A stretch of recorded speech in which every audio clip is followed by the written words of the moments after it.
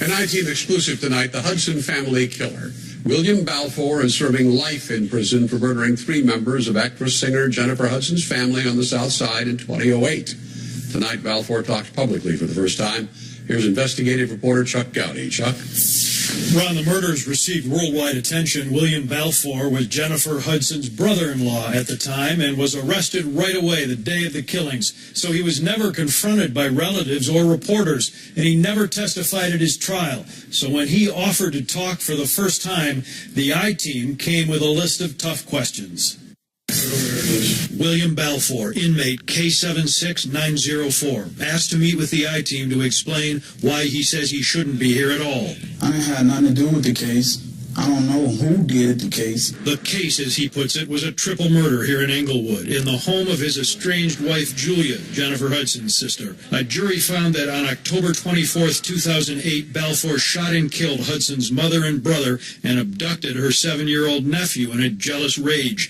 The youngster found shot to death in this stolen SUV. Police said the keys were found in Balfour's pocket, and witnesses said they had seen Balfour with a distinctive chrome and black pistol like this that was used in the murders. Did you ever have the gun? No.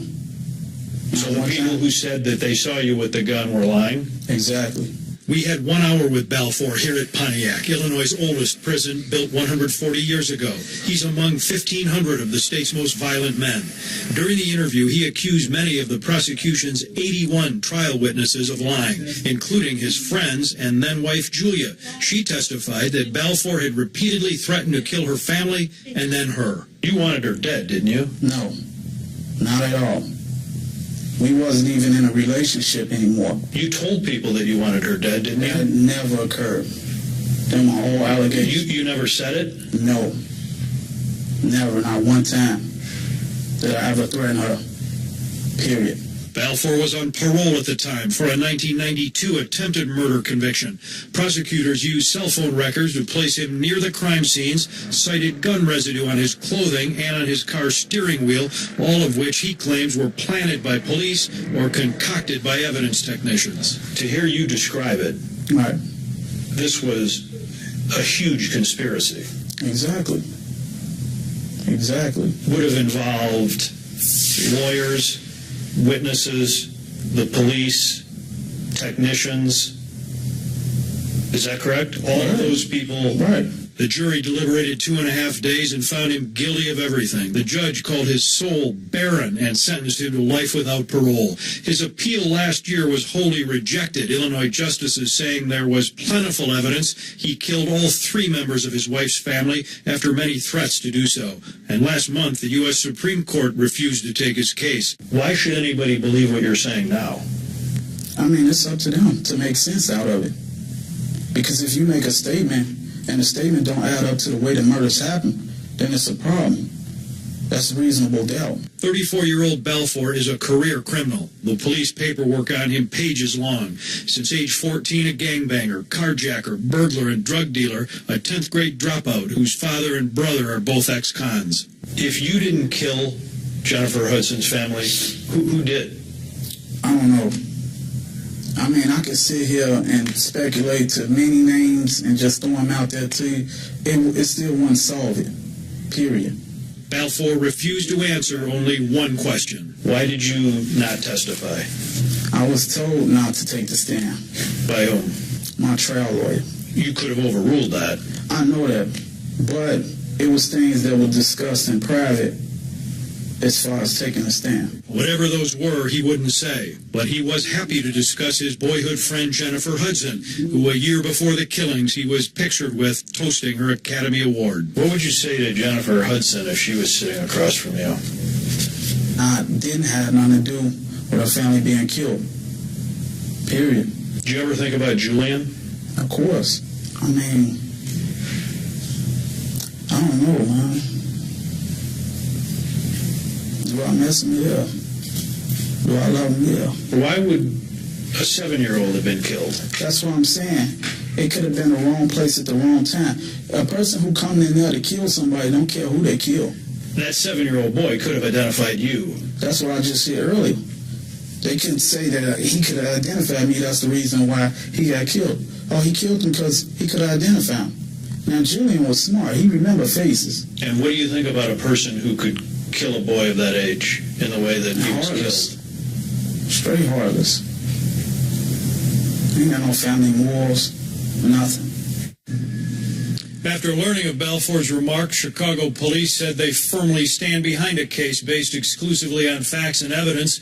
And tonight, a spokesman for the Cook County State's Attorney called that evidence overwhelming, saying Balfour was afforded every legal right and the opportunity to present any relevant defense. Balfour's lawyers declined comment, as did members of the Hudson family. It's me and you, and we talking. So now I can tell my side of the story of what happened on October 24th of 2008. We heard a loud bang. The police kicked the back door open. It wasn't no resistance or none of that, because they came in full force and put me right on the ground. We didn't know who it was. It could have been anybody. Well, if you're getting calls about people killed and your face is on television and the police are about to come through your door, Right, that's one option. what would the other option be? It could have been anybody. You understood why you would be a suspect, right? As far as what? As far as the murders. No, I didn't understand. You didn't understand why you would have been considered a suspect? No. For what? Everything that was said in trial about me making threats or anything like that, it was all new to me. All. My whole team wasn't ready for trial. They basically said that they wasn't ready for trial, but we was forced to trial. I mean, they done tested everything, and I was cleared of it. Evidence, the keys, was processed a month later. What police department take evidence off somebody and process it a month later? Keys that they saying that was in a file cabinet, locked up in the sergeant's office. Who is to believe that? What person in their right mind wouldn't just put them in evidence and then check them out when they need them? You did everything else that you took up off of me like that, processed the same day or the next day. I mean, there was a lot of stuff that was done that I just can't remember right off back that was wrong. That was truly wrong. Are people to believe that the key, the video, some of these statements, that those things, had they been presented, would have resulted in you being acquitted? Yes. These things show, in your opinion, that you didn't do this. Exactly. Is that right? Exactly. What about the gun? I forgot about the gun too. When Jennifer Hudson testified, she said that she would tell her sister over and over again not to marry you. Were you aware of that? No. What kind of... I mean, when the relationship that we had, when she comes around, it's always hi or what's going on or bye. I mean, this is a female that I grew up with. We went to the same elementary school. If you didn't kill Jennifer Hudson's family, who did? I don't know. I mean, I could sit here and speculate to many names and just throw them out there to you. It still wouldn't solve it, period. The thing that got me is when my ex-wife got up on the stand and she knew for a fact that I never made a threat to her. When they was asked why didn't she get an order of protection, she said she didn't believe me. I mean, I can assume that she had something to do with it, just off of that fact. Your ex-wife? Right, but I'm not going to do that. Well, you just did. No, I say I can assume that. I'm not saying that she had something to do with it. I didn't do that. Well, what motive would she have? I don't know. I say I can assume that she had something to do with it. But I just said I'm not going to do that. You can understand why you were convicted, can't you? Yeah. I can understand it. You just don't agree with it? No. I'm never going to agree with it. You remember what the judge said about you when he sentenced you? You remember Judge Burns? Yeah, I know who Judge Burns is. I just don't remember what he said. Judge Burns said, "Your heart is an Arctic night, and your soul is as barren as dark space." You understand what that means? Yeah, it's his opinion. Did you have a heart and a soul? Of course I do. It's not what he said it is. And you don't know who did it? No. Or you're just not willing to say? No, it's nothing like that. It's nothing like that. You know how many people are steady getting out of penitentiaries for some that people think that they did and it wasn't true? For prosecutorial misconduct? For police misconduct? Abuse of discretion? I mean, all those words mean something, Mr. Gowdy. All of them. It just takes a matter of time.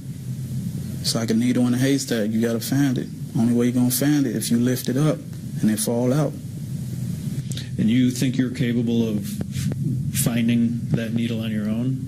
I think I'm on the right path. The right path being what? As far as doing my own legal work. Studying. Getting right to the point. Do you think you should be someday exonerated for what happened? I believe so. I hope so.